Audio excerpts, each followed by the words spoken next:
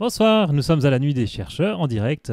Je suis en compagnie de Mathieu Quignard, Sciences du langage, et avec Cyril, qui est venu ce soir dans ce studio et qui n'avait pas compris qu'il ne sortirait pas tant qu'il n'aurait pas mené une interview. Cyril, vous avez une question pour Mathieu. Oui.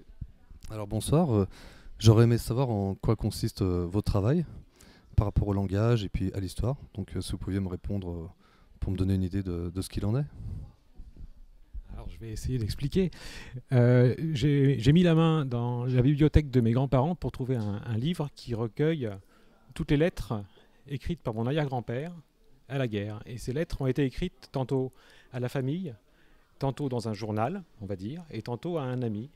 Et il ne dit pas les mêmes choses à sa famille qu'il dit à un ami, parce qu'il n'a pas envie d'effrayer sa famille et de la mettre un petit peu dans des situations désagréables. Et du coup, je peux mesurer par les mots qu'il emploie et la fréquence des mots qu'il emploie, ce qu'il dit et ce qu'il ne veut pas dire à sa famille.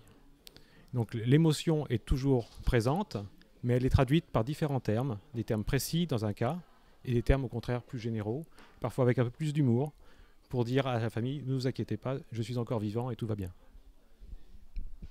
Est-ce que vous avez compris ? Oui, mais alors ma curiosité me pousse à savoir quels sont les termes dont il s'agit. Voilà.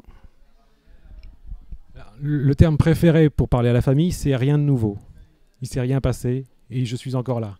En fait, il s'est passé des choses. Il va dire, vous verrez des choses dans les journaux. Les Allemands ont fait une offensive. Nous avons fait une offensive. Ça reste dans ces termes-là.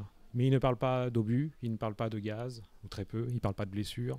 Il ne parle pas des difficultés de l'armée et des questions que se posent les soldats. Donc la guerre n'est pas si présente que ça dans la correspondance à la famille. Une autre question ? Est-ce que vous êtes venu avec un écrit ou quelque chose qui nous permettrait de mieux comprendre ce dont il s'agit ? Bien sûr, j'ai amené le livre fait par l'arrière-grand-père.